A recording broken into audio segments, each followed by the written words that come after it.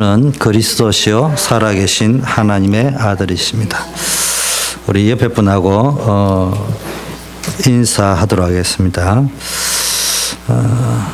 당신은 복의 근원이십니다.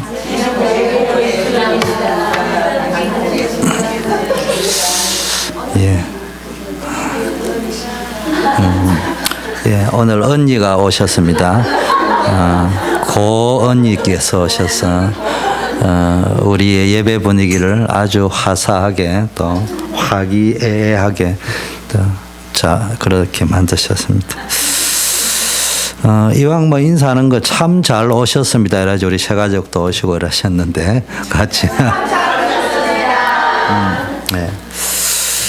행복애로의 초대라는 책이 있는데요. 저와 여러분이 그리스도를 만나고 누릴 적에 최고의 행복의 시간표 속으로 초대받은 줄 믿습니다. 전도자 바울의 결단과 작정. 지난주 강단 메시지를 잘 기억해야 됩니다. 여러분이 진짜 언약을 붙잡고요. 강단 메시지를 붙잡아라 이런 말이에요. 그 속에서 여러분에게 주시는 언약을 찾아내어서 그것을 언약으로 붙잡고 기도하는 거와 지식으로 붙잡고 기도하는 거는요 조금 차이가 있습니다. 그래서 우리는 언약 기도를 해야 됩니다. 여러분이 계속 나올 때 부담을 전혀 갖지 말아야 될게요. 전도 이럴 적에 부담을 너무 눌릴 만큼 가질 필요는 없습니다. 그러나 전도가 뭔가를 제대로 알면 진짜 제대로 된 응답을 받을 수 있어요. 전도 복음 아니면은 인생의 근본 문제는 해결이 안 됩니다.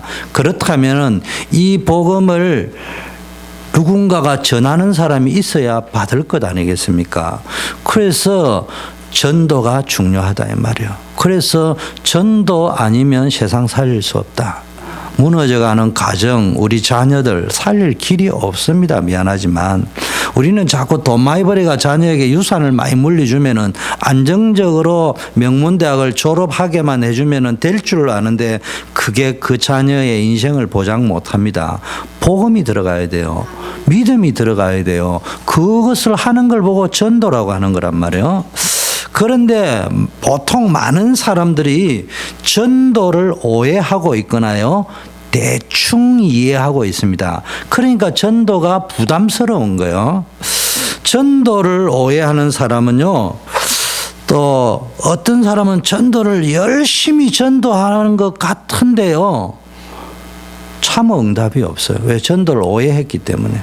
전도를 뭐 교회 부흥을 시키는 거라든지 내가 권사니까 중직자니까 그래도 눈치값은 해야 안 되겠나, 자리값은 해야 안 되겠냐, 뭐 이런 목표 때문에 부담감 때문에 하는 전도인데요. 그게 전도 아닌 거는 아니지만 우리는요 그렇게 일로 전도를 할 필요가 없어요. 여러분이 전도라는 건 내 신앙생활에 완전히 누린다는 증거거든. 여러분 영화 한 편을 보고 와도 야 영화 보러 가자 이렇게 이야기하잖아요. 뭐 재미나는 게 있으면 우리 같이 가자 이렇게 이야기하잖아요. 그 누린다는 이야기잖아요. 그 교회 예수 믿자 이게 누려져야 된다는 이야기거든요. 또 어떤 사람은 전도는 굉장히 부끄럽고요, 어리석고요, 미련하게 보입니다. 그러면 이 사람은 어떻게 되느냐? 그의 인생이 말년에 가보면요, 내가 참 어리석게 살았구나, 미련하게 살았구나, 이런 종지부를 찍을 수밖에 없는 인생이 되어집니다. 여러분이 전도 속에 진짜 있다면 어떤 응답을 받냐? 진짜 여러분이요 참된 응답이 오는데요. 여러분 진짜 실패가 뭡니까? 진짜 실패가 여러분 어쩌다가 실패할 수 있잖아요. 근데 진짜 실패가 뭐냐? 나도 모르게 실패하는 것이 진짜 실패. 나는 아무리 생각해도 이해가 안 되는데 나는 자꾸 안 되는 거예요. 그게 진짜 실패거든요. 나는 딱 생각하면 내가 이래서 실패한 것이구나. 그건 실패 아니에요. 근데 내가 왜 실패인지를 모르겠다니까. 나는 저 사람보다도 똑똑하고 저 사람보다 열심히 살았고 그 누구보다도 제대로 살은 것처럼 보이는데 왜 이런 결과가 나왔느냐. 그게 이제 문제라는 거예요. 나는 이게 뭐가 모자랐구나, 이게 문제구나 알면은 괜찮죠. 그러면 진짜 응답도 뭐냐? 야 내가 이렇게 하니까 이런 응답이 왔구나. 그것도 대단하죠. 그거는 능력이지 실력이지 응답 아니에요. 하나님이 주시는 응답, 참된 응답은요, 내 실력 쌓지 마라는 말이 아니고요. 그냥 뭡니까? 나도 모르게 응답이 와 있는 거예요. 그게 진짜 응답이라니까. 난 그냥 은혜 받고 살았는데 나는 하나님과의 관계 속에서 정말로 하나님과 소통하며 살았는데 응답이 와가 있는 거예요. 건강의 응답이, 재물의 응답이, 인간관계의 응답이, 자녀의 응답이 와가 있단 말이에요. 그게 진짜 응답입니다.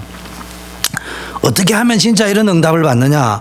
진짜 하나님이 원하는 시간표가 있습니다. 시간표라는 말은요, 그게 하나님의 계획과 하나님의 방법 속에 여러분이 들어와 있다면은 틀림없이 성공합니다.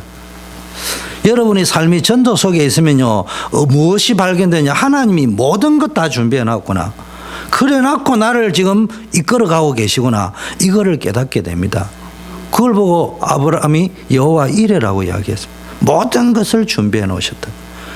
요셉이 노예로 팔려간 것처럼 보였는데 거기에 요셉의 모든 미래, 자기 아버지 가문의 모든 미래, 자기 민족의 모든 미래, 심지어는 애굽의 모든 미래, 위기 만날 앞으로 7년 때, 6년 때, 죽는 때, 고대사의 가장 무서운 게 기근이잖아요.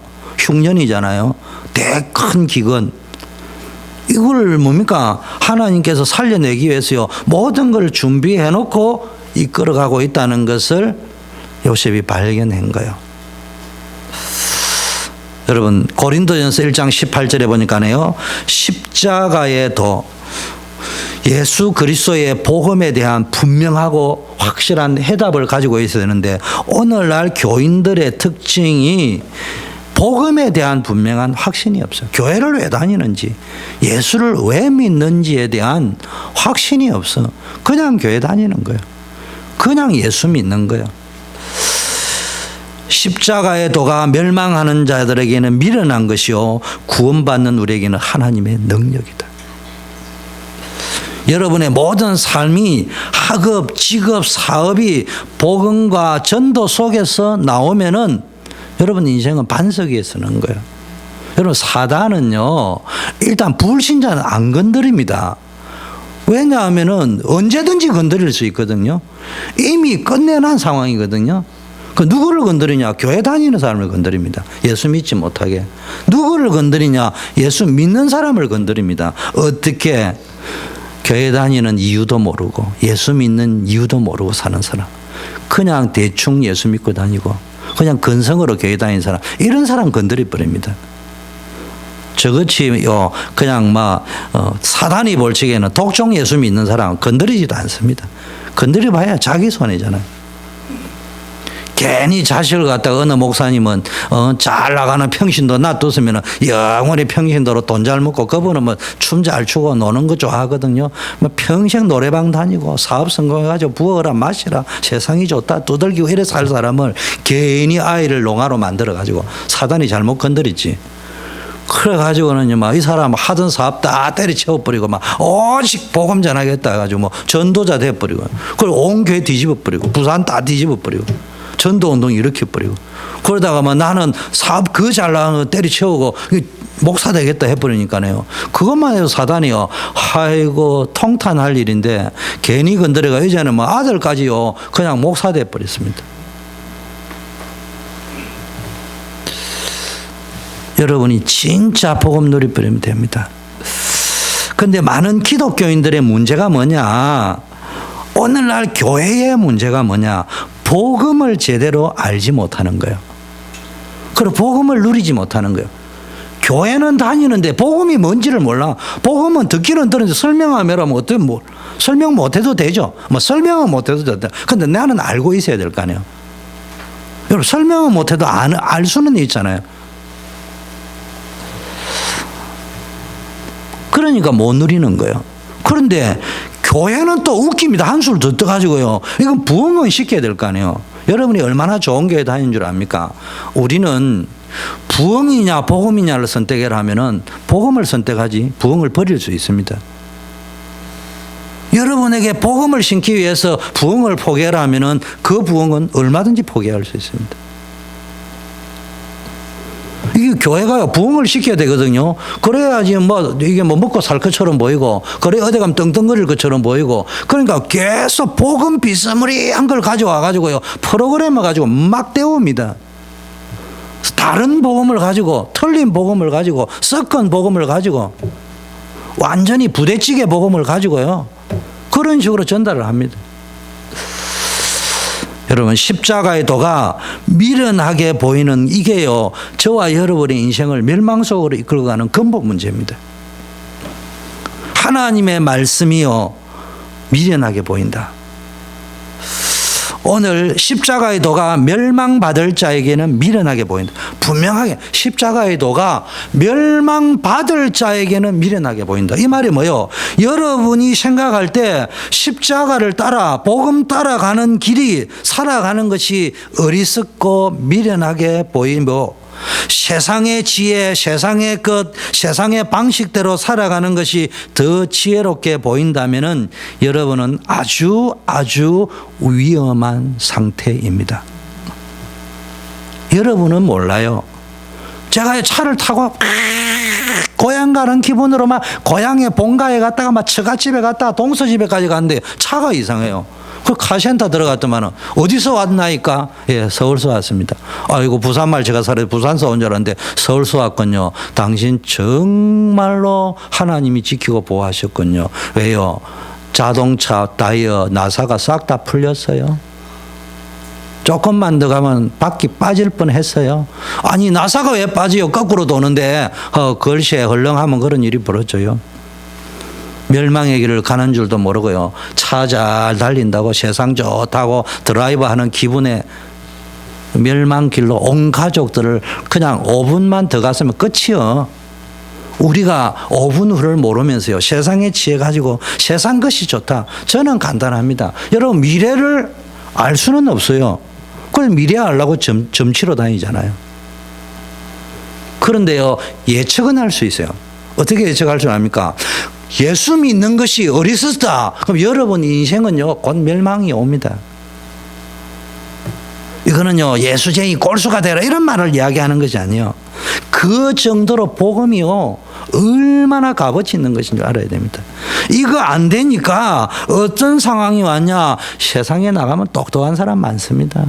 명문대학 나왔습니다. 서울대학 나왔습니다. 하버드 나왔습니다. 3개 국어, 5개 국어 막 능란하게 합니다. 많은 세상 배경이 있습니다. 이 사람은 절대로 실패하지 않을 것처럼 보입니다. 그런데요, 십자가의 도가 미련하게 보이니까, 하나님의 능력을 모르고 살아가니까 결국 자기 한계에 부딪히게 되어 있습니다. 세상도 한계가 있습니다. 나 자신도 한계가 있습니다. 내보다 더 뛰어난 그 사람도 결국은 한계에 부딪히게 되어 있습니다. 그런데 한계에 부딪히면 도대체 무엇을 의지할 겁니까? 그렇잖아요. 여러분 보고 다른 사람 의지하지 마라 이런 말이 아니에요. 사람은 서로 의지하고 산다고 사람인자가 한문이 이렇게 되어 있잖아요. 서로 의지하고 이렇게 살아가야 되죠. 그런데 그런 의미가 아니고요, 여러분의 십자가의 도가요, 세상 것보다 더 능력 있게 보이고 지혜롭게 보인다면은 여러분의 삶에 분명히 하나님의 능력이 나타날 것이고 하나님의 은혜가 나타날 줄 믿습니다. 인간의 지혜가 지금 진짜 못 만나는 게 없어요, 지금. 여러분, 인간의 능력이 아무리 이렇게 대단해 보여도 결국은 한계가 있습니다. 그러나 하나님의 능력에는 한계가 없습니다. 그래서 여러분이요, 세상 힘 말고 하나님이 주시는 전혀 다른 힘이 있어야 돼요. 지식의 힘 가지고 안 되잖아요. 아니, 지식의 힘 가지고 되면은 인류의 재앙은 하버드생이 만든 미국이 다 막을 수 있어야죠. 그렇잖아요. 전 세계 미국처럼 대단한 나라가 어디 있습니까? 이만한 국가가요, 몇 개만, 지금 유럽 미국이랑 비슷하잖아요. 그 나라들이요, 세계 위기를 막을 수 있는데 이거 해결이 안 됩니다. 하나님이 주시는 힘을 얻어야 돼요. 그래야 어떤 환경, 어떤 상황도 이겨나갈 수 있습니다. 렘넌트들 보세요. 성경에는 믿음의 챔피언들 보세요. 초대교회 보세요. 굉장히 어려웠습니다. 그럼에도 불구하고요, 뭘 가지고 있었냐? 복음을 가지고 있었어요. 뭘 가지고 있었냐? 큰 교회들이 가지지 못했던 전혀 다른 복음 속에서 나오는 영적인 힘을 가지고 있었단 말이에요. 본론으로 들어가겠습니다. 바울의 분명한 결단과 작정이라는 제목을 드렸는데 바울이 도대체 무슨 결단과 작정을 했냐? 첫 번째 따라하세요. 실패를 넘어서. 그래요. 오늘 이 저는요 고린도전서 1장 2장을 너무너무 좋아합니다. 제가 청년 때 이 본문을 읽으면서 그냥 충격 그 자체였어요. 앞으로 내 남은 인생은 이렇게 살 것이다. 여러분 바울은요 여러분 알다시피 아테네에서 실패했습니다. 전도에 실패했습니다. 바울은 직업이 전도자였습니다. 여러분 인생으로 보면 여러분 사업이 실패했다는 말이에요. 여러분 인생이 실패한 거예요. 여러분 가정 결혼 생활이 실패한 거예요. 왜 실패했느냐?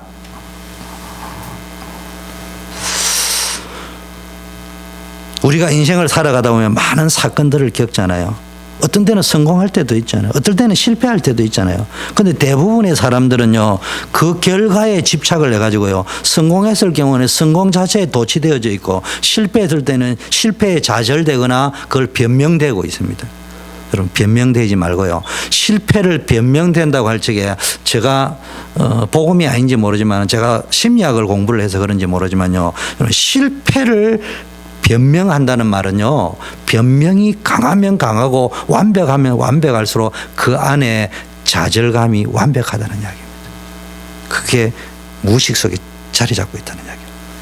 실패를 인정할 수 있는 사람, 실패를 반성할 수 있는 사람, 실패를 점검하면서 수용하면서 새로운 것을 발견할 수 있는 사람, 그 사람은요 좌절한 사람이 아니에요. 여러분의 문제는 실패했기 때문에 오는 문제가 아니고요 그 결과에 연연해가지고 크게 붙잡혀 있기 때문에 문제가 되는 거예요. 그래서 성공한 사람도 실패하는 경우에 나중에 가보면 왠지 압니까? 한 번의 성공에 매여가지고 더 큰 성공을 바라보지 못하고 한 번의 실패에 좌절하고 주저앉아가지고 자꾸 핑계대고 변명하고. 여러분 비록 실패했더라도 그 실패의 경험을 잘 소화하고 승화시킬 수 있어야 됩니다. 그 실패 속에서 바울은요 자기 인생을 뒤바꾸는 영적인 메시지를 찾아냈어요. 그래서 성공한 사람과 실패한 사람의 차이는 실패를 한 번도 안 했기 때문에 성공한 것이 아니에요. 성공한 사람의 특징은 실패 속에서 성공으로 가는 메시지를 찾아낸 거예요. 잘 아셔야 됩니다. 젊을 때 성공한 사람 가운데요 끝까지 성공으로 가지 못하고 실패한 사람이 많습니다. 왠 줄 압니까? 교만에 빠져버렸습니다. 한 번의 실수 때문에 평생 좌절에 빠지고 영원한 실패로 가는 사람이 있습니다. 왠 줄 압니까? 그게 눌러앉아 버렸습니다. 뭘 못 찾았느냐? 실패 속에 있는 교훈, 실패 속에서 하나님이 주시는 메시지를 못 찾았어요. 여러분 실패했다 하더라도요 많은 실패를 했다 하더라도 특히 우리 렘넌트들 새로운 방향을 거기서 찾아내세요. 그리고 거기서 그냥 단순한 교훈으로 그치지 말고 새로운 결단을 하세요. 새로운 결단을 했다는 말은 실패를 인정하고 반성하는 가운데 무엇이 근본 원인이었고 문제였는지에 대한 것을 정확하게 봤다는 말입니다. 그리고 새로운 작정을 하세요. 나는 어떻게 살아갈 것인가, 어떤 실천을 할 것인가, 이걸 보고 작정이라고 하는 겁니다. 한 번 실패했든지 어떤 경우라도 여러분 이렇게만 가면은 결코 그 실패는 버려진 실패가 아니에요. 렘넌트라는 단어가 버려졌다는 말이에요. 실패했다는 말이에요. 그런데 우리가 왜 렘넌트라는 단어를 씁니까? 실패가 실패로 끝나지 않고 거기에서 성공으로 가는 거루터기가 나온다 이 말이에요. 새로운 시작이 되어질 수 있다. 그런데 이 시작은요 작은 시작이 아니고 어마어마한 큰 성공으로 가는 거예요. 바울의 인생은요 이 고린도서 2장의 고백이요 바울의 인생을 바꿨고요 전도의 역사를 바꿨고요 세계 선교의 역사를 바꿨고요 여러분의 인생을 바꾸었습니다. 여러분 한 번 실패했든지 아니면 여러 번 실패했더라도 실패 그 자체로 버려두어지는 사건이 되면 안 돼요. 여러분 두 번 다시 그 실패로 돌아가고 사람은 누구나 거기에 있는데요. 자꾸 거기 가면 그 생각인데 그래가 될 게 아니에요. 오히려 실패를 여기다 탁 붙여놔할 수 있어야 돼요. 나는 거기서 메시지를 봤다. 실패를 자랑할 수 있을 정도로. 그래서요, 그 실패가요, 여러분 인생의 실패로 끝나도록 방치해서는 안 됩니다. 그 실패를 통해서 새로운 용기를 가지고 새로운 시작을 위한 지혜를 얻는다면요, 그 실패는 천금보다 귀합니다. 그러므로 그래서 실패는 성공보다 낫단 말이에요. 우리는 자꾸 성공만 좋아하고요, 내 뜻대로 되어지는 것이 성공인 줄 알고 있습니다. 그러나 사실 그렇지 않습니다. 오히려 내 뜻대로 안 되는 거기에 더 큰 하나님의 지혜가 있고요, 더 큰 하나님의 은혜가 있습니다. 그 때로는 내 뜻대로 안 되고 노예로 가고 팔려가고 억울하게 감옥으로 가고 목동을 해가지고 가족들 가운데서도 왕따 당하고 인정 못 받고, 네가 여기에 왜 왔냐? 형들이 그랬잖아요. 전혀 형들이 동생을 인정하지 않았습니다. 여러분, 그거 실패입니까? 실패 안 해요. 복음 모르는 사람이 벌칙에는, 하나님 없는 사람이 벌칙에는, 믿음 없는 사람이 벌칙에는, 영적 세계를 모르는 사람이 벌칙에는, 그건 완전한 실패예요. 그러나 모든 사람이 너는 실패했다고 이야기했습니다. 그 자리에서 그들은 뭘 봤냐? 믿음이 대단했다 이런 말이 아니고요, 대단한 믿음이 아니고 정확한 믿음, 하나님의 은혜다. 이 속에 더 큰 하나님의 은혜가 있고 더 큰 하나님의 지혜가 있다. 바울은 아덴의 전도와 선교에 실패했습니다. 물론 전도와 선교에는 실패라는 것은 존재하지 않습니다. 왜냐? 하나님의 일이기 때문에. 그러나 우리 입장에서 여러분 이해를 위해서 설명한다면 실패했습니다. 그러나 그로 인하여 중요한 영적 교훈을 얻고 하나님 앞에서 오늘 바울이 중대한 결단을 내리고 작정을 함으로써 고린도 교회에 와서는 그는 새로운 출발을 합니다. 그리고 그 결단과 작정을 통한 새로운 출발은 전도자로서의 그의 개인 인생에 중대한 영향을 미쳤을 뿐만 아니라 전도와 선교와 오늘날 이 복음이 우리에게 전달돼서 우리 인생에까지 중대한 영향을 미치게 되는 거예요. 위기 만난 오늘 한국 교회도요, 중요한 명확한 답을 줍니다. 여러분, 신앙생활 잘하는 사람의 특징, 성공한 사람들의 특징, 성공한 것만 부러워하지 말고 그분들을 자세히 연구하셔야 됩니다. 배워야 됩니다. 첫째, 자기를 부인하는 결단이 있었습니다. 어떤 결단을 하고 어떤 작정을 해야 되느냐? 자기 부인이라는 말은 뭘 이야기하느냐? 세상과의 관계에 있어서 자기를 부인하는 영적 결단과 작정이 있어야 됩니다. 쉽게 말하면 십자가에 도가 있어야 되고 제자가 걸어가야 될 도를 발견해야 됩니다. 바울은 모든 것을 배설물로 여긴다고 했습니다. 왜냐? 그리스도 안에 발견되어지기를 위해서. 목적이 뭐냐고? 예수 그리스도 안에서 발견되어지기. 근데 오늘 많은 사람이 어디에 발견되어지기를 원합니까? 세상에 대단하다 인정하고 너는 성공했다 이런 데서 발견되어지기를 원하는 거예요. 세상의 그 화려한 인기와 명예와 영광 속에서 발견되어지기를 원하니까요, 그냥 무지개 쫓아가는 거예요.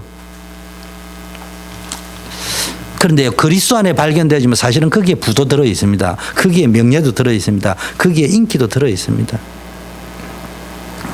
여러분, 이 세상의 것이 필요 없다는 말이 아니고요, 세상에 대한 내 마음의 결단이 이런 자세가 되어야 된다 이 말이야. 아직도 세상에 미련이 많고 좋은 것이 많고 매력이 많고, 그래서 아직도 세상에 대해서 자꾸 치에 들어간다면은 아직도 끊을 것을 끊지 못해서 그렇습니다. 이래 되면 어떤 일이 되냐? 미래를 향한 영적인 추진력, 영적인 역동성을 상실하게 되어지는 거예요.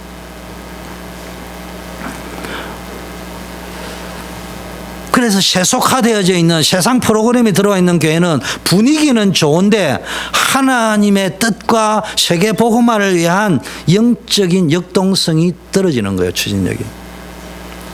왠 줄 압니까? 어딘가에 매여 있습니다. 꼭 막았냐? 사이드 브레이크 땡겨놓은 고급 자동차하고 똑같아요. 아무리 차가 져도 사이드 브레이크 땡겨 나오면은 차가 이상하게 속도가 안 가요. 연기 나는 소리 나요. 보면 사이드 브레이크 당겨놨어요. 뭐하고 똑같냐? 돛담배가 달려가 배가 가려면 앵커를 닷을 올려놓고 가야 될 거 아니에요. 닷을 그대로 내려놓고 배가 가려니까 배가 자꾸 뒤로 당기는 일이 벌어진다. 뒤에서 당긴다니까.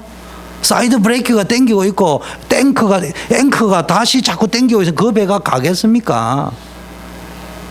여러분이 인생이요, 세상과의 관계에 있어서요, 자기를 부정할 줄 알아야 됩니다.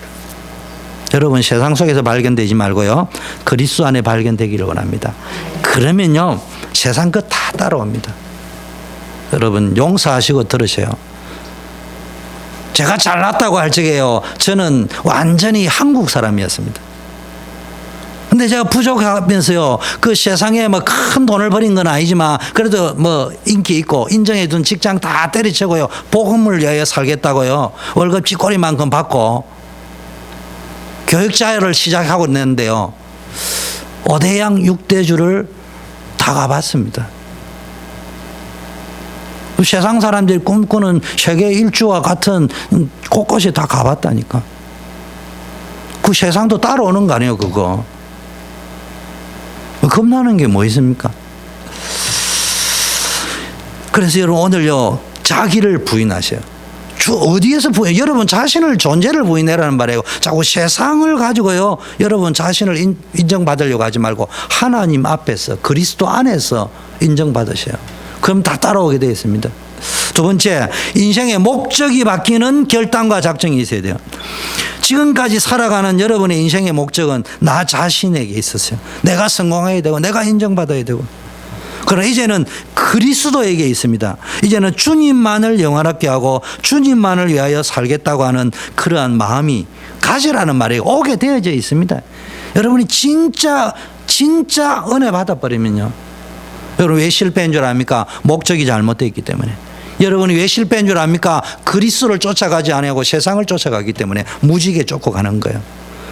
여러분의 인생의 목적이 내가 성공해야 됐다는 기준이지만 하나님을 위하여, 우리가 뭐 하나님을 위한다는 말이 참 엎여 있는 말이지만, 내 인생의 목적이요, 표대를 향하여, 바울이요, 세상을 향하여 배설물로, 그 다음에서 내가 이루었다, 성취했담도 아니고 나는 하나님이 나에게 주는 표대를 향하여 최선을 다하여 달려간다. 여러분이 하나님께 받은 표대가 있습니까? 그런 인생은요, 표대 없이 달리는 인간처럼요, 어리석은 인간이 없습니다. 내가 지금 어디로 가는지를 모르고 달려가면 되겠습니까?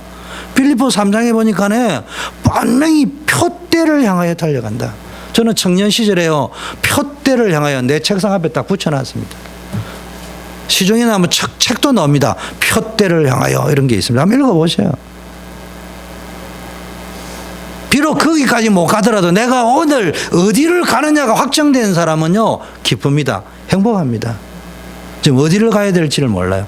제 인생에 가장 힘든 날이 있습니다. 매일매일 행복한데 매일매일 그 시간만 되면 나는 힘듭니다. 뭔 줄 압니까? 점심을 뭐 먹으러 갈 거냐, 어느 식당으로 가야 될 것이냐. 그래서 저는 아는 게 강촌밖에 없어요. 어디를 가야 될까? 아마 저의 인생이 가장 두통거려요. 그래서 누가 가자는 데로 그냥 가요. 그런데요, 여러분 진짜 갈 길을 알아보세요. 얼마나 행복한 줄 압니까? 목표가 바뀌는 여러분 되기를 바라겠습니다. 없다면 오늘 결단하세요. 여러분의 인생의 때는 내 기준 말고요, 성공의 기준이 아니고요, 하나님이 나에게 주신 미션, 나의 전도, 나의 선교, 내가 하나님께 영광 돌리는 방법이 뭐냐 찾아내세요. 세 번째 결단, 인생을 하나님께 전적으로 헌신하겠다는 결단. 그래서요, 먹든지 마시든지, 고린도전 10장 3절에 하나님의 영광을 위하여. 사도행전 18장 18절에는요, 갱그레아에서 어떻게 합니까? 머리를 깎습니다.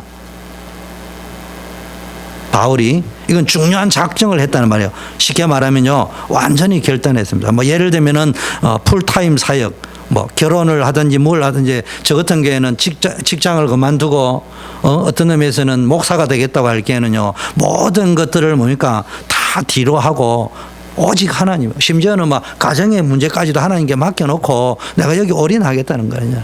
벌써 목사가요, 지 가정을 등한히 하면 안 되지만은, 그 또 한편으로는요, 너무 요즘 등한히 해서도 안 되겠지만, 그렇다고 해요. 그게 너무 연연해도 안 되는 거예요. 하나님의 영광을 위하여. 하나님 일을 하기 위해서 목사 된 거예요. 하나님 일을 하기 위해서 선교사 된 거예요. 보다 더 매이지 아니하고. 여러분, 칼빈이요, 어린 아이가 있는 과부와 결혼했습니다. 그래서 천주교가 미우니까요, 너 종교개혁 했다는 저 칼빈이 과부하고 결혼해서 바람난 거야, 이렇게 이야기했습니다. 그런데 칼빈에게 물었습니다. 간단하게 이야기했습니다. 내가 사사로운 혈과 육과 정욕에 매이지 아니하고 이미 아이도 있고 다 컸고 과부하고 살면은 내가 아이 낳는 거, 결혼하는 거 그런 거 매이지 아니하고 효과적으로 주의 일을 할 수 있다. 그래서 자기는 그렇게 결혼했다고 이야기했어요. 그게 맞다 틀리다를 논하기 전에 벌써 이 사람의 중심은 어디에 맞춰 있냐? 하나님의 일이 우선이다. 여기에 내 인생을 헌신한다.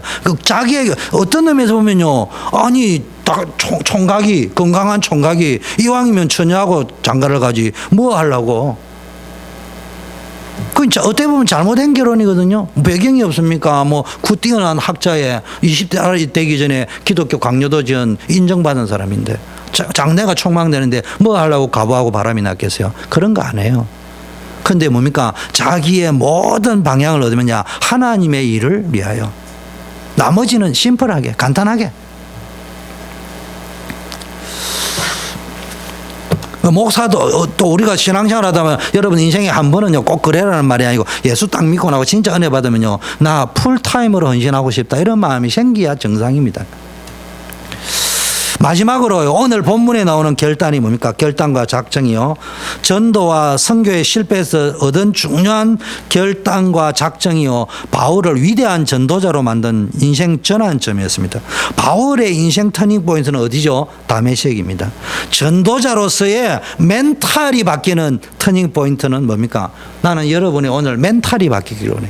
근본 멘탈이 바뀌어. 근데 멘탈이 이상하다 이러거든. 여러분 메시지를 하는데요. 복음을 정리하는데요. 멘탈이 복음이 아니에요. 율법이에요. 멘탈이 종교예요. 메시지는 복음 이야기예요. 그리스도 이야기예요. 멘탈이 복음이 아니에요. 이게 이제 문제가 오는 거예요. 근데 바울의 모든 사상, 이게 완전히 이데올로기가 될 정도로요. 오직 그리스도, 오직 성령의 능력. 터닝 포인트였습니다. 바울의 선교 사역에 있어 터닝 포인트는 뭐죠? 사도행전 16장에 뭡니까? 드로아에서 환상이 받은 겁니다. 아시아의 복음전을 맡겨들은. 그러니까 바울은 세 번의 터닝 포인트가 있었습니다. 바울이 내린 결론이 뭡니까? 오직 예수 그리스도와 그의 십자가에 못 박힌 것 외에는 아무것도 말하지 않겠다 이렇게 되어 있지 않냐고요. 외에는 아무것도 알지 아니하기로 작정했더래요. 이게 무슨 말이냐? 아예 그것만 말해야 되니까 다른 건 알지 아니하기로 작정했다. 근데 바울이 다른 거 무시했습니까? 그거 아니에요. 왠 줄 아냐? 이거 아니고는 다른 사람 살릴 수 없다 이 말이에요.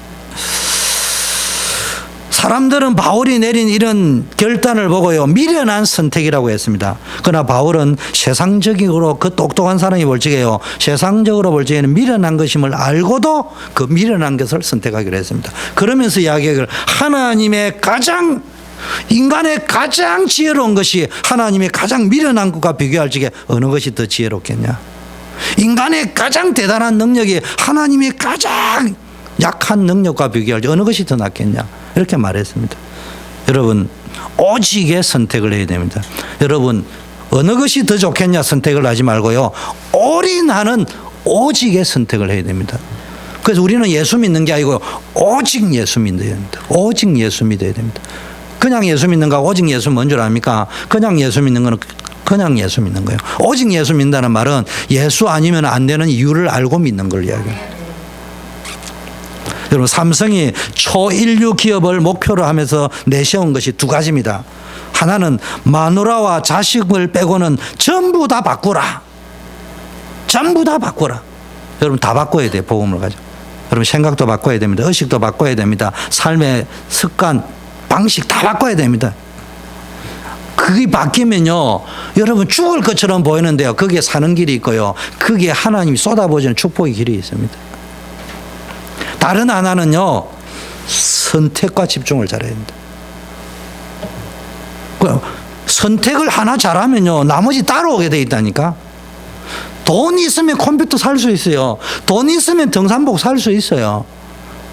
내가 돈이 없으면은 마음은 있지만 못해요. 한 가지를 잘하면 된다 이 말이에요. 자, 두 번째 결단. 바울의 두 번째 결단과 작정은요, 첫 번째는 실패에서 멈추지 않고 실패 속에서 두 번 다시 실패하지 않을 어마어마한 터닝 포인트가 되는 메시지를 찾아냈다. 두 번째는요, 분명한 결단 뭐냐? 오직 하나님의 방법으로. 내 방법이 아니고 하나님 방법이에요. 그럼 메시지 전하는 메신저가 굉장히 중요하다겠습니다. 전도운동을 일으키려고 하면요, 메시지를 전달하는 자가 나와야 됩니다. 복음을 전하지 않으면 들을 자가 없다. 믿음은 들으면서 하고 들으면 하나님 말씀에서 나는데 이 말씀을 전달해 줄 메시지를 전달해 줄 사람이 없다 이 말이에요. 그게 문제거든요. 또 메시지를 전달해도 틀린 메시지를 전달하면 못 산다 이 말이에요. 그런데요, 여러분이요, 우리는 자꾸 착각합니다. 2015년도에는 우리 교회 1번 타겟이 뭔 줄 압니까? 메신저가 나와야 됩니다. 여러분 가운데 안 오면 저는 사서라도 데려올 겁니다, 분명히. 왜냐? 메신저 없이는 전도운동이 안 일어나기 때문에. 여러분, 진짜 말씀 받을 영혼을 놓고요, 메시지 타령하지 말고요, 우리는요, 뭐 100년 할 메시지 다 있습니다. 여러분이 진짜 말씀 받을 영혼을 놓고 간절히 기도하느냐? 그리고 성령의 감동대로 메시지 선포하면 됩니다. 하나님은 역사하시게 되어 있습니다. 무슨 메시지를 전할 것이냐 중요하지 않았어요. 그리스도 복음 전하면 됩니다. 어떻게 전할 거냐 중요하지 않아요. 성령의 능력이 역사하도록. 여러분, 세상 방법이 아닙니다. 그래서 뭡니까? 내가 너희에게 나가서 복음 전할 때 말과 지혜의 아름다운 것으로 아니했다. 예수 그리스도의 십자가에 못 박히신 것만. 여러분, 얼마나 중요한지 압니까? 여러분이 복음 전가로 나갈 때, 하나님이 여러분 말씀 전가로 나갈 때 중요한 응답을 주십니다. 여러분이 실패한 같은 사건을 통해, 여러분 가는데 나는 실패한 것처럼 보이는데도 그 사건을 통해서도요, 굉장한 응답이 옵니다. 바울의 전도자로 인생은요, 아테네에 실패가 없다면 바울 같은 전도자가 될 수 없었다니까요. 실패에 그게 머물러 있어도 될 수 없지만 거기서 진짜 중요한 걸 찾아내 버렸습니다. 그런데 어느 날 목회자들은 실패하면요, 바울처럼 결단을 하지 아니하고요, 자꾸 배경이 없고 뭐가 없고 뭐 장로가 문제고 권사가 문제고, 그러니까 맨날 밥도 못 먹고 굶어 죽는 거예요. 장로가 문제 맞지. 그런데 어째 그 문제를 못 뛰어넘는데, 그게 양심입니다. 그렇잖아요. 여러분, 바울은요, 아테네에서 복음운동, 전도운동, 말씀운동 하다가 굉장한 실패를 했지만요, 진짜 최고의 전도자가 되는 중요한 영적 메시지를 찾아냈습니다. 여러분, 성경에 성령 인도 받는 사람, 응답 받는 사람, 성공한 사람 보면요, 실패에 무너지지 않았습니다. 오히려 그 실패를 통하여 굉장히 중요한 하나님의 비밀, 하나님의 계획을 찾아냈습니다. 오늘 바울이 그런 사람이었습니다. 여러분 현장에 전도할 때 나는 여러분이 전부 다 말씀 전하는 메신저로 서기를 원합니다. 여러분, 메시지 전도 운동의 가장 중요한 게 뭐라고요? 예배 시간마다 내가 지금 이야기하고 있습니다. 메신저 없이는 전도 운동 불가능합니다. 그래서 메신저로서의 결단을 내리세요. 여러분, 분위기 좋은데요, 분위기 가지고는 전도 운동 안 일어납니다. 일어나도 지속이 안 됩니다. 전도를 해도 한두 명 할 수 있는 전도 운동은 지속이 안 된다 이 말이에요. 여러분, 우리 교회 분위기 좋습니다. 아무리 분위기 좋아도 오래 안 갑니다. 우리는 자꾸 교회 분위기 좋게 만들려 하는데요, 분위기도 분위기지만요, 일단은 메신저가 있어야 돼요. 메신저만 있으면요, 한 명이 모이든 두 명이 모이든 하다 보면 되게 돼 있어요. 우리는 자꾸 잘하려고 한다니까요. 거기서부터 교회가 안 되는 거예요. 가서 말하면 되게 돼 있습니다. 누구든지 주의 이름을 부르는 자는 구원을 받으리라. 그런즉 그들은 믿지 아니하는 일을 어찌 부르리요? 듣지 못한 일을 어찌 믿으리요? 전파하는 자가 없는데 어찌 듣겠냐? 전파하는 자, 전달하는 자. 보내심을 받지 않았는데, 전달하는 자를 보내지 않는데 어떻게 그 사람이 가서 전하겠냐? 그래서 앞으로 2015년도에는 우리 교회는 메신저를 세우고 메신저를 파송하고 보내고, 그게 우리가 해야 될 일이에요. 메신저 없이는 전도운동 불가능하고 생명운동 확산이 불가능합니다. 그래서 성경적 전도운동의 열쇠는 현장의 말씀 운동을 전달할 메신저입니다. 열심만 가지고는 전도가 되는데요, 전도 운동은 안 일어납니다. 무슨 말이냐, 교회 부흥은 될 수 있는지 모르지만요, 그것까지 교회 부흥이 아닌데 어느 날 전체가 무너져 버립니다. 또 그 메신저가 얼마나 중요하냐, 메시지를 전달하는 색깔이 이상하면요, 그 현장 교회의 색깔이 그렇게 바뀌어 버립니다. 두 번째, 메시지를 잘하는다는 말은 말을 잘하는 것이 아니고요, 말의 지혜의 아름다운 것, 영어 성경에 설득을 잘한다는 말이 아니고요, 뭐 해야 됩니까? 말과 지혜, 설득력을 의지하지 않고, 아테네에서는 자기 설득력을 가지고 학문의 배경을 가지고 했단 말이에요. 그런데 오늘 모인 사람을 이해하고 도울 수 있는, 진짜 그 사람에게 뭐가 필요한 것인가? 여러분, 오히려 말 잘하는 사람은요, 메신저로서 부적격자입니다. 영혼을 사랑하는 마음이 있어야 됩니다. 불신 영혼 구원에 대한 간절함이 있어야 됩니다. 가서 잘 가르치는 사람 되지 말고요, 영혼을 사랑하고 들어주세요. 메시지, 두 번째 오해, 메시지를 잘하는 사람이 아니고요, 증인으로 가야 됩니다. 메시지가 가르치려고 하지 말고요, 이 말씀이 우리 교회에 어떻게 역사했냐, 우리 옆에 있는 친구들하고 함께 우리 권사님들하고 팀이 어떤 역사가 일어났느냐, 그 말씀 성취의 증인으로, 현장의 증인으로, 무엇보다도 예수님이 진짜 그리스도구나, 나의 그리스도구나, 우리의 그리스도구나, 이걸요, 이 말은요, 개인적으로 확인이 되어야 증인이 될 거 아니에요. 내가 예수는 그리스도라고 배운 거는 그 사람의 그리스도지 나의 그리스도는 아니에요. 우리 중에 이루어진 사실에 대하여 처음부터 말씀의 목격자 되고 일꾼된 자들. 세 번째는요, 메시지를 잘하는 것이 아니고요, 메시지를 우리는 자꾸 잘하려고 하는데요, 말씀이, 기도가, 전도가 내 것이 되어야 돼요. 여러분, 메신저가요, 자꾸 어떤 목사님, 여러분 담임 목사님의 메시지를 가지고 하려고 하지 말고, 그걸 활용하되, 여러분 뭐 해야 되느냐, 내 것이 되어져야 됩니다. 미들 랭귀지가 되지 말고 온 랭귀지가 되어야 됩니다. 이 말은 여러분의 말로 해라 이런 말이 아니에요. 오늘날 뭐야 설교할 적에 나무 설교를 했냐, 한국 교회의 문제는 다른 목사님의 설교를 뺏겨서 문제다. 그게 문제가 아니고요, 복음을 말 안 해서 문제가 온 거라니까요. 이 복음이 아니고는 안 된다는 것이 믿어져서 그 목사님의 설교를 가만히 읽어보니까 딴 분 설교에는 복음이 없는데 이분 설교에는 복음이 있어요. 근데 내 믿음이 이것 아니고는, 저 훌륭하고 잘하는 저 설교 가지고는 우리 교회 성도를 죽인다는 걸 알기 때문에, 나는 아무리 해도 그 훌륭한 말은 할 수 있는데, 훌륭한 기도는 할 수 있는데, 그거 가지고 못 살린다는 걸 알고 나는 이분이 말하는 복음을 전해야 되겠다. 그래서 그분 거 가지고 전달했다. 그거는요, 온 랭귀지, 미들 랭귀지가 아니에요. 안 믿어지는데 전달하는 게 미들 랭귀지고요, 믿어져서 전달하는 건 온 랭귀지요. 목사님의 수준이 그 수준이니까요, 성도들 수준이 그래 돼버렸잖아요. 도마는 의심했습니다. 근데 나중에 어떻게 했어요? 나의 주, 나의 하나님이라.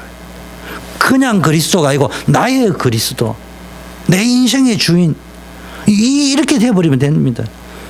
여러분, 진짜 여러분 인생의 그리스도가 여러분의 그리스도가 되고요, 말씀이, 책 속에 있는 말씀이 노트 속에 있는 메시지가 아니고 여러분 것이 되는 응답을 누리기를 바라겠습니다.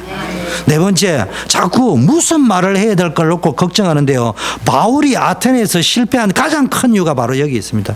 모인 사람들이, 철학자들이 모였으니까 철학 가지고, 모인 사람들이 종교인이 모이니까 종교적 지식을 가지고, 그러니까 열매가 안 나타났어요. 심지어는 어느 단을 비석을 보니까 알지 못하는 신에게라고 보니까 열받아가지고요, 너희가 알지 못하는 신이라고 되어 있으니까 그 알지 못하는 그 뭐를 위하여 내가 그것을 알게 해줄 테니까 모이라. 그러니까 아테네에서 이제 이야기한 거예요. 여러분, 복음은요, 단순한 것입니다. 그런데 원래 천성적으로 말을 좀 복잡게 하는 사람이 있어요. 저 같은 사람이 있어요. 교수도 아니면서 교수 타입으로 말을 쉽게 하면 어렵게 자꾸 하려고 하고, 또 저 같은 경우는 복잡한 스타일이, 저는 원리를 터득해야 돼요.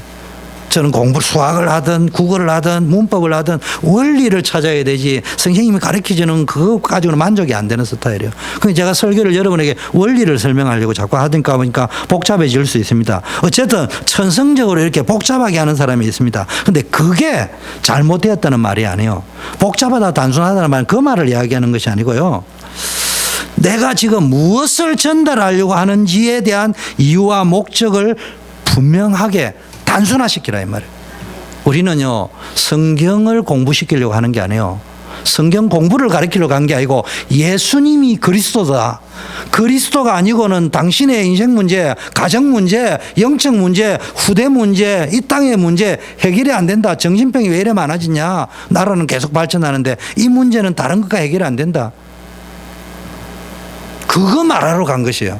우리가 지금 무슨 말을 하러 갔는지를 모르고 앉아가지고 엉뚱한 소리하고 앉아있으면 안 된다 이 말이에요. 그게 단순해져야 된단 말이에요.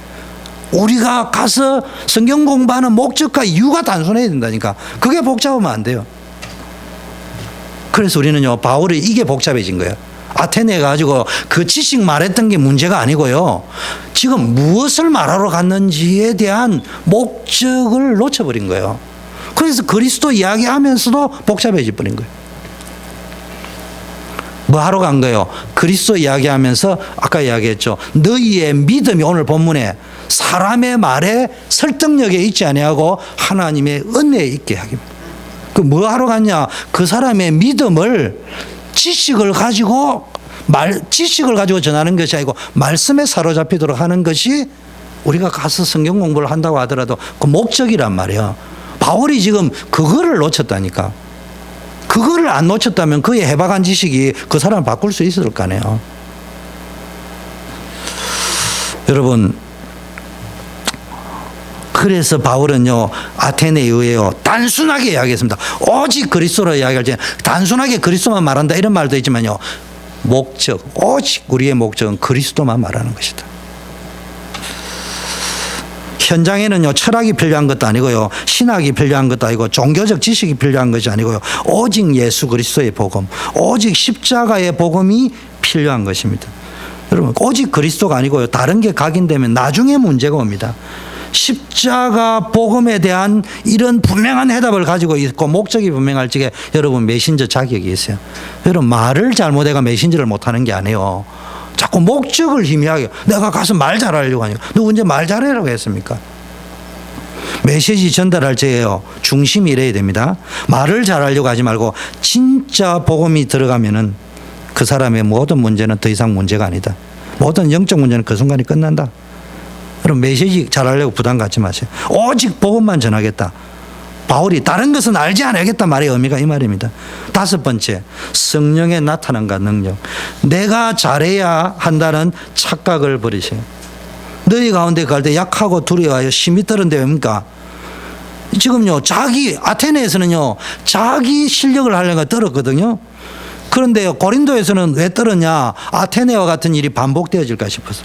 그래서 이제는요 내가 청년 때 충격받은 게요 성령의 데몬스트레이션, 영어 성경에 성령의 데몬스트레이션.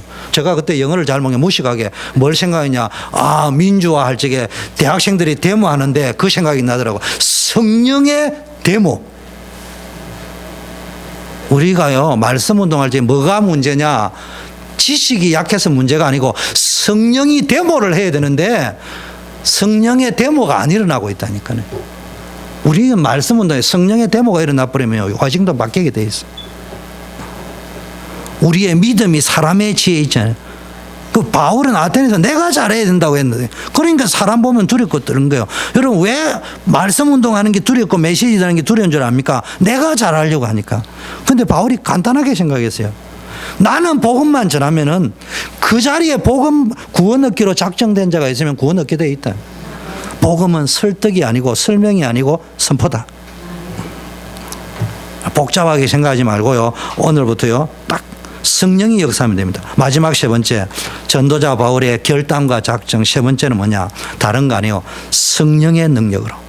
근데 이게 단순한 게 아니고 뭐로 왔냐? 바울의 규례, 전략이 있었단 말이에요. 규례란 말은 자기만의 전도 자기의 전도가 있었다는 말이고 자기의 전도가 있었기 때문에 거기에 맞는 전략이 있었단 말이에요. 그걸 규례라고 하는 거죠. 그런데 이거는요 한마디로 말하면 성령의 능력으로. 아테네 전도의 실패의 원인은 몇 가지 있지만 또 다른 요인이 몇 개 있는데요. 이거는 알고 가야 됩니다. 바울은 두 번 다시 아테네 교회는 이걸 반복하지 않았어요. 메시지 틀리진 적이 없고요. 말씀 전하는 목적을 놓쳐본 적이 없고요. 오직 하나님을 의지했습니다. 성령의 능력을 의지했고요. 뭐가 있었냐? 자신의 전도 운동에 완전한 나의 매뉴얼이 딱 나와 있었어요. 전도 매뉴얼이 나오는데요. 그게 뭔가 그리스도만 말한다. 내 수준, 내 능력이 아니고 성령의 데모로 성령의 능력으로 한다. 그러면서 보니까 팀이 중요합니다. 바울이요 사도행전 17장 16절에 보니까요 고린도 교회 전에 아테네 전도가 나오는데요 뭐라고 하냐? 바울이 아덴에서 저희를 기다리다가, 저희가 누구냐? 실라와 디모데를 기다리다가. 쉽게 말하면 바울과 실라와 디모데가 한 팀이 돼서 움직여야 되는데 이 사람들이 아직도 마케도니아 데살로니가 남아 있는 거예요. 오기 전에 바울이 혼자서 보니까 분기탱천해버린 거예요. 이게 우상 섬기는 거 보니까. 그래서 혼자서 하다 보니까요 어디로 들어가 버리느냐? 논란과 변론과 논쟁으로 들어가 버립니다. 그래서 첫째 원인 팀이 아니라. 그래서 여러분 우리 교회가 전도운동 일어나 팀이 돼야 돼요.